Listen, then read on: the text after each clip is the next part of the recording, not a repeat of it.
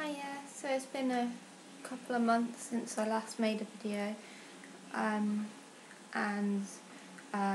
most people are aware of why, but I've been in hospital.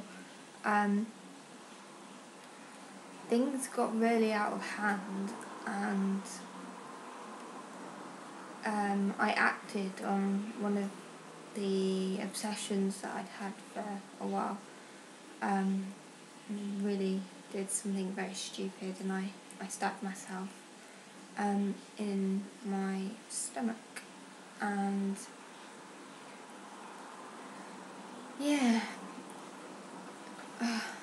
I still kind of am in shock that I actually did that, but yeah, I did. I had emergency surgery, blah blah blah. I'm okay now, physically. When I came home from the medical hospital, the crisis team were meant to be coming out to see me that evening, and they did, and they suggested a few days rest in hospital, which in the past I've always said no to, but I knew my parents couldn't take any more of this.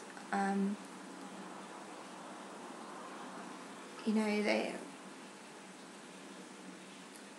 destroying my family bit by bit, and I knew my parents wanted me to go into hospital. So I did. I went as a voluntary patient initially, and then when my behaviour was quite dangerous, and I don't really remember it all happening, but I ended up on Section 2. But I have no recollection of when that happened. All just seems to have blurred into one. I was there for 8 weeks. Was discharged on Monday afternoon. I wish I could say things are better and that I'm magically cured, but I'm not. Still obsessing over some pretty horrible things.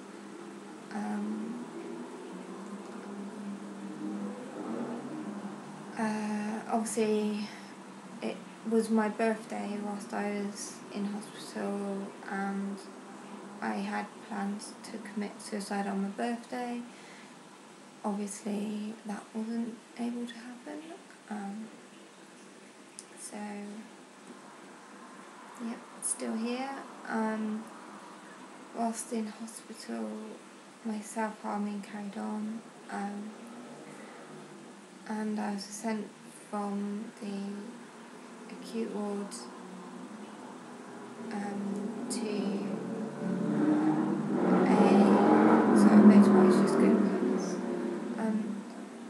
the acute ward to the PICU,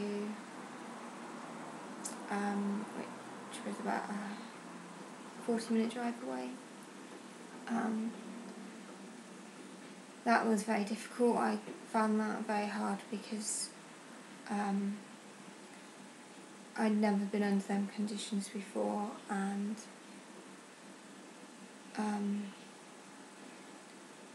although they kept me relatively safe, it was actually, I'm sure, more damaging to me mentally being there.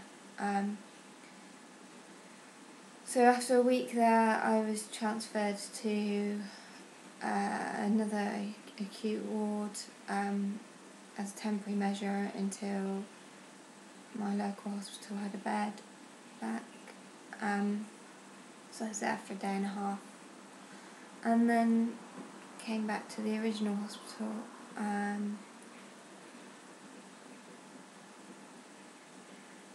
I wish I could say things were magically better. I don't know, but they're not. I still have the same thoughts and feelings, and if now, if anything, I'm more scared because after acting on stabbing myself in the stomach, it makes me think, like, what won't I do? What I have no recollection of stabbing myself in the stomach. Just suddenly, I just realised I'd done it, and the psychiatrist at the hospital kept saying that I'm in full control of what I do. But I don't see how somebody who's in full control of what they do would be able to stab themselves in the stomach. I mean,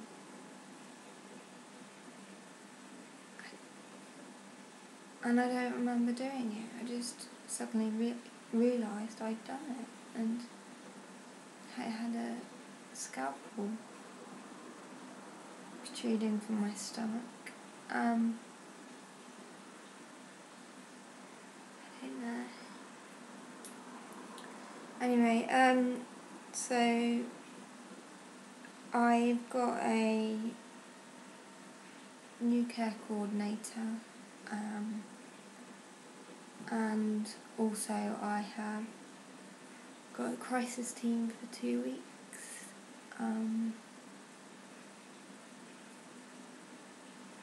Part of me just wants to hide from them, and then part of me just wants to cry my eyes out at them.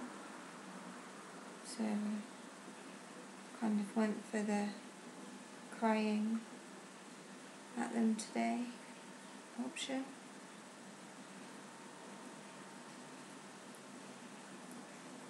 I don't know. There's parts of me that just still doesn't feel like I should be alive. That I don't deserve to be alive. Then there's parts of me that are disappointed that, like, things like I didn't get into I got referred to an eating disorder unit, and I didn't get in because they said that my eating disorder was secondary to my BPD, and that my BPD needed treating first.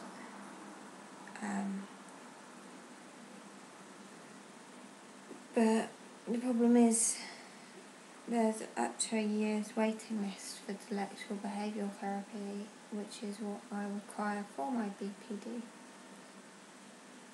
And I've said it before that I'm pretty sure I'm going to die from something that I do to myself, whether it's eating wise, whether it's self-harming wise. And, being told that there's a waiting list of a year means nothing to me, because to me I don't see myself being alive in a year anyway, so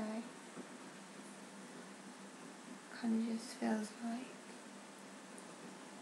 something for my family to look towards, but for me it just feels like nothing.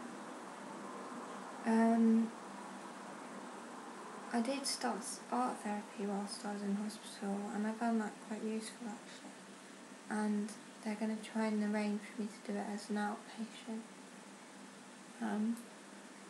I don't know why I find it so helpful. I'm not a good drawer or anything like that, but I kind of drew just a few pictures that, like, this one was my first one. And as you can see, it's a little person in the corner. I can't do it with a hand pointing. I can't draw hands, by the way. And that was what I felt like at the time.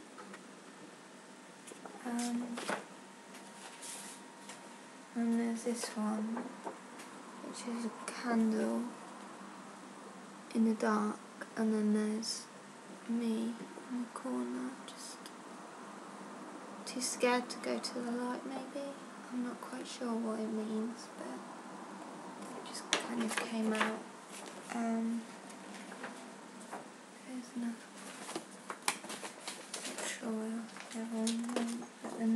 this one, which is me crying, but like, I don't know what they represent. I mean, the art therapist said it was interesting that I never put details on the people I draw. But here's the one I couldn't find. Excuse the handprints on it. That's when they were searching my room. They tried to put handprints on my picture. And it's, I don't know if you can see, it's like a person embracing a child. I think that's more to do with what I feel like I want, whether it's I want to embrace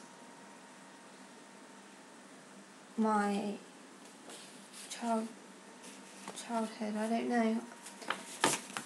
I'm a bit confused as to what they mean, but I find it, doing art therapy is much easier than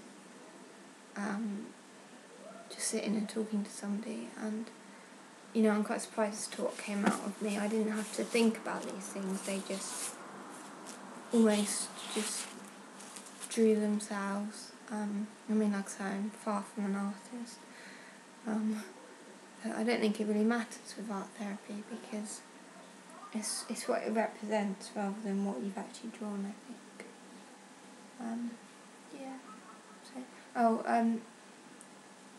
Whilst before I went into hospital, obviously my left wrist was in cast and everything.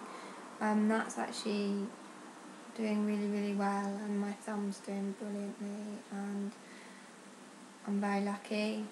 But whilst in hospital, I did it to my right wrist, and the surgeons have now said that they've operated on each arm so many times that there is no chance they're going to do it again. They were even umming and ahhing about my right hand, and at first they said they weren't going to operate because, you know, one, they've operated on it so many times, and two, because likelihood is I'll just do it again. But then, because it's my dominant hand, they decided to give it one more chance. It should be in its splint right now, but I've just took it off because I'm about to have a bath.